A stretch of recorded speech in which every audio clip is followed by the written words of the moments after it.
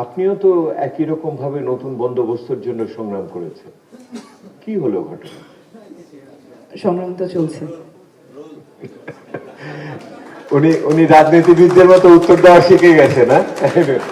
আরেকটু আরেকটু ভেঙে বলেন না, কি হলো ঘটনাটা। আমার মনে হয় যে এই প্রশ্নের উত্তর খুবই দরকার আমাদের। আপনি আমাদেরকে একদিন দাওয়াত দেন, সেখানে বলবো আর কি ডিটেইল। না না না, আমি এই মানুষদের প্রত্যেকদিন আনতে পারবো না, অনেক খরচ। হ্যাঁ বলেন। আচ্ছা, আমার মনে হয় যে প্রত্যাশাগুলো আমরা এতক্ষণ শুনেছি এবং আপনারাও সারা বাংলাদেশ ঘুরে যেটা দেখে এসেছেন, that is very real. People want change and people don't want to go back to the old ways of muscle and money politics. So whichever force will be able to embody that, people are looking for that, and that মানে অনেকগুলো সীমাবদ্ধতা অবশ্যই আছে বিদ্যমান ব্যবস্থায়, কিন্তু মানুষ মানুষের আকাঙ্ক্ষা এবং বর্তমান ব্যবস্থা is not being able to deliver. There is a big gap, and whoever is able to close that gap will win the hearts of people. Okay, thank you very much. আজকে যে আলোচনা, সেখান থেকে পরবর্তী বিষয়টা বলতে চাই। আমাদের যে ওয়ার্ড ক্লাউডটা আমরা দেখলাম, যুব সমাজ এবং নাগরিক সমাজের প্রত্যাশা, সেখানে একটা বিষয় বারবার উঠে এসেছে এবং এখনো যে ওয়ার্ড ক্লাউড আমরা দেখলাম, এখানে যে অডিয়েন্স আছেন, ওখানে গণতান্ত্রিক জবাবদিহিতা, অ্যাকাউন্টেবিলিটি, এটার কথা বারবার এসেছে। আমাদের যে বিদ্যমান ব্যবস্থা আছে, সেখানে কিন্তু গণতান্ত্রিক জবাবদিহিতার কাঠামোটা খুব দুর্বল। যেমন আমি যদি এই জায়গায় বলি যে আমাদের তো সরকারের 3টা অংশ থাকে, legislature, executive, judiciary. By definition legislature অর্থাৎ যারা আমাদের এমপি হন, আমাদের সংসদে যান, জনগণের ভোটে সংসদে যাচ্ছেন, কিন্তু তারা দলের বিরুদ্ধে ভোট দিলে আর এমপি থাকতে পারবেন না।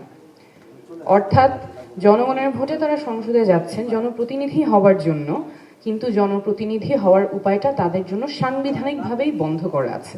কারণ তিনি যদি দলের বিরুদ্ধে কোনো আইনের ক্ষেত্রে ভোট দেন, তাহলে তিনি আর এমপি থাকতে পারছেন না। এটা গেল আমাদের লেজিসলেচার। এক্সিকিউটিভ যে ব্রাঞ্চটা আছে, নির্বাহী বিভাগ, সেখানে আমি শুধু ক্যাবিনেটের কথাই বলছি। ক্যাবিনেটকে কে জবাবদিহিতা করবে? সংবিধানে আছে ক্যাবিনেটকে জবাবদিহি করবে পার্লামেন্ট, কিন্তু পার্লামেন্টেরও আবার হাত পা বাঁধা, কারণ তারা দলের বিরুদ্ধে ভোট দিতে পারছেন না। আমাদের যে মন্ত্রীরা আছেন, প্রধানমন্ত্রী আছেন, তিনি যদি দুর্নীতি করেন, তাহলে জবাবদিহিতা কে নেবে? দুর্নীতি দমন কমিশন। কিন্তু দুর্নীতি দমন কমিশনের যে কমিশনার, তাকে নিয়োগ দিবেন প্রেসিডেন্ট, এবং প্রেসিডেন্টের এই কাজটা করতে হবে প্রধানমন্ত্রীর সাথে পরামর্শ করে। তো তাহলে তো আমরা একটা জবাবদিহিতার ব্যবস্থায় থাকতে পারলাম না। যে যার জবাবদিহিতা নিবে সেই তাকে নিয়োগ করছে, তাহলে এখানে জবাবদিহিতার কাঠামো তো খুব দুর্বল থাকছে।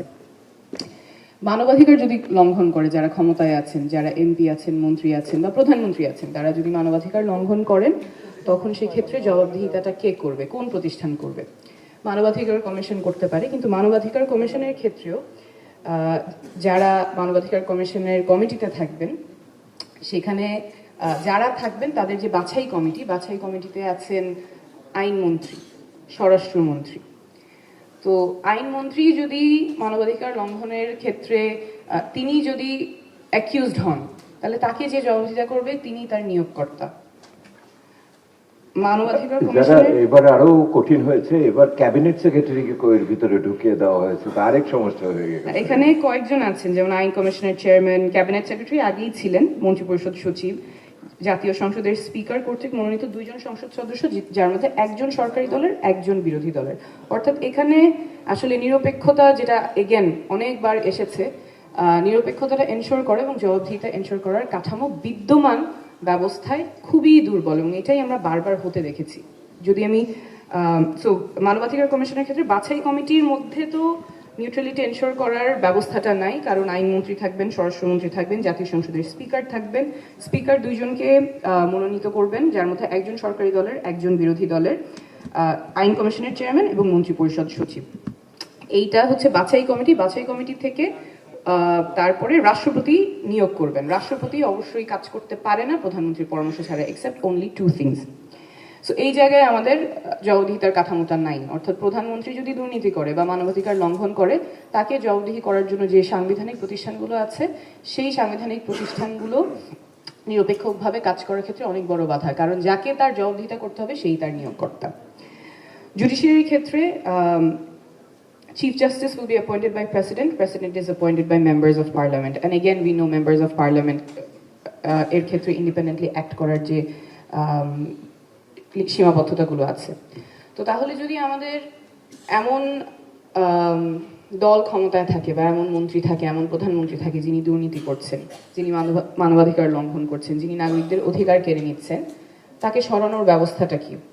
কারণ আমাদের জবাবদিহিতাকারী যে প্রতিষ্ঠানগুলো সেগুলো তো খুবই দুর্বলভাবে আছে, জবাবদিহিতা এনশোর করার মেকানিজমটা নাই। সরানোর উপায় তাহলে নির্বাচন, 5 বছর পর পর নির্বাচন করে, যে এই সরকার যদি মানুষের পক্ষে কাজ না করতে পারে, মানবাধিকার লঙ্ঘন করে, দুর্নীতি করে, তাহলে 5 বছর পর পর নির্বাচনের মাধ্যমে জনগণ তখন রায় দিবে যে এই দল আর ক্ষমতায় থাকতে পারবে না।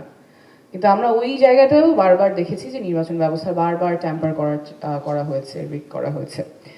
তো তাহলে তো আসলে আমাদের যারা ক্ষমতায় আছেন তারা যদি জনগণের অধিকার কেড়ে নেয়, তাদেরকে সরানোর আর কোনো উপায় জনগণের হাতে থাকে না। তখন একমাত্র উপায় হচ্ছে রাস্তায় নামতে হবে, জীবন বাজি রেখে, জীবনের ঝুঁকি নিয়ে আন্দোলন করে, অভ্যুত্থান করে তখন একজন মানবাধিকার লঙ্ঘনকারী বা একজন যে প্রধানমন্ত্রী দুর্নীতি করছে তাকে সরাতে হবে। এটাই তো আমাদের বাস্তব বর্তমান কাঠামোর সীমাবদ্ধতা, এবং সেটাই আমরা হতে দেখেছি।